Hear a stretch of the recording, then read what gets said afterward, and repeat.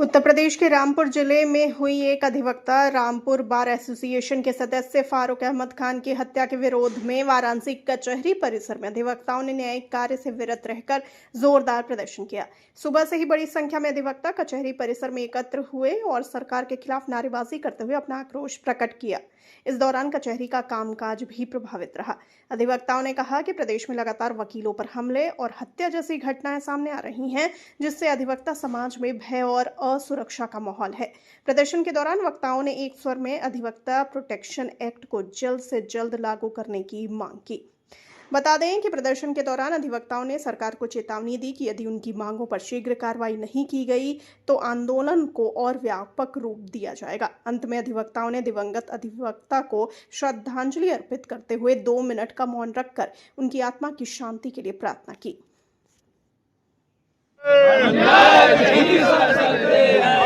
दिलाने वाले हैं, न्याय नहीं सह सकते वक्ता के हत्यारों को, वक्ता के हत्यारों को जिंदाबाद जिंदाबाद। वक्ता एकता जिंदाबाद। मैं महामंत्री सेंट्रल बार आशीष सिंह। आज रामपुर की घटना पर हम लोग काफी दुखी हैं, मर्माहत हैं और इसकी जितना भी निंदा की जाए वो कम है। आज हम लोग सारे लोग एकत्रित होके एक होके राय करके हम लोग पूरे दिन इस घटना के विरोध में न्यायिक कार्य से विरत रहने का निर्णय लिया है। लेकिन क्या यही है कि आप न्यायिक कार्य बात कर दें, क्योंकि देखा जाए तो अक्सर कहीं ना कहीं वकीलों को जो है गोली मार दी जाती है, वो भी जो है इस घटना के शिकार हो जाते हैं। इसको लेकर क्या कुछ मांगे? हमारी मांगे ये हैं कि प्रोटेक्शन एक्ट हम लोग को दिया जाए और अगर इसी तरह गोली मारते रहेंगे तो हम लोग एक दिन पूरे न्यायालय को बंद करा देंगे। ये आप समझ लीजिए, अधिवक्ता कमजोर नहीं है, अधिवक्ता धैर्यवान होता है और धैर्य का परिचय न सरकार ले न आप पत्रकार ले। हम लोग धैर्य तब तक बना के चल रहे हैं जब तक हम लोग धैर्य बना सकते हैं और अगर इसी तरह हमारे प्रोटेक्शन एक्ट को लागू नहीं किया गया, हमको सुरक्षा नहीं दी गई तो एक दिन ये स्थिति विस्फोटक हो जाएगी। अभी तो हम लोग केवल न्यायिक कार्य से विरत हैं। देखिए, हमारे यहाँ सुरक्षित तो हिंदुस्तान में कोई नहीं है। घटना कभी भी कहीं भी घट सकती है, लेकिन भरसक प्रयास करते हैं कि अधिवक्ता जहां भी हो सम्मानित तरीके से उनके साथ सम्मान होना चाहिए।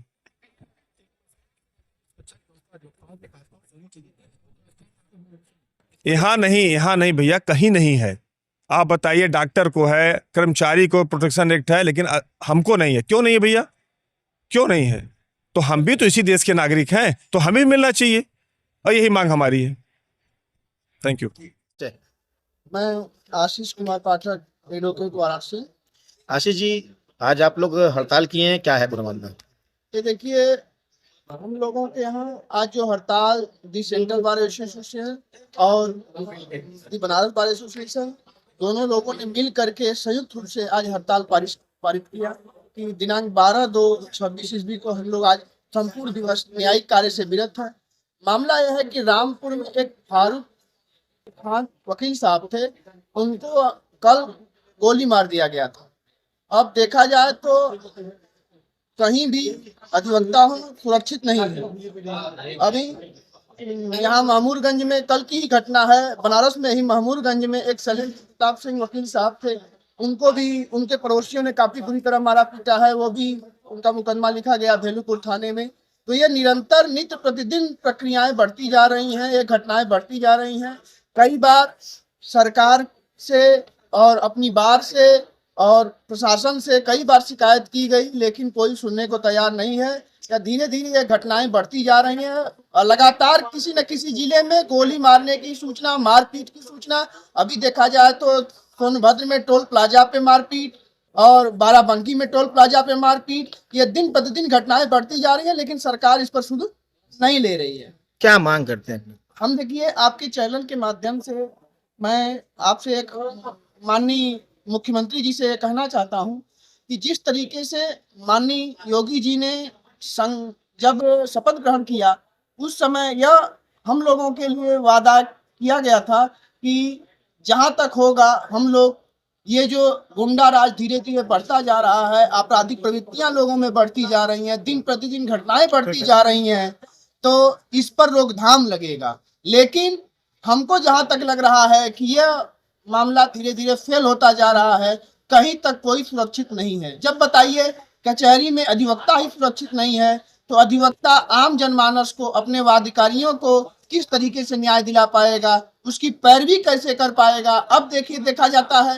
कि अगर किसी मुकदमे में आप पैरवी भी कर रहे हैं, धमकियां मिल रही हैं कि आप उनकी पैरवी मत करिए।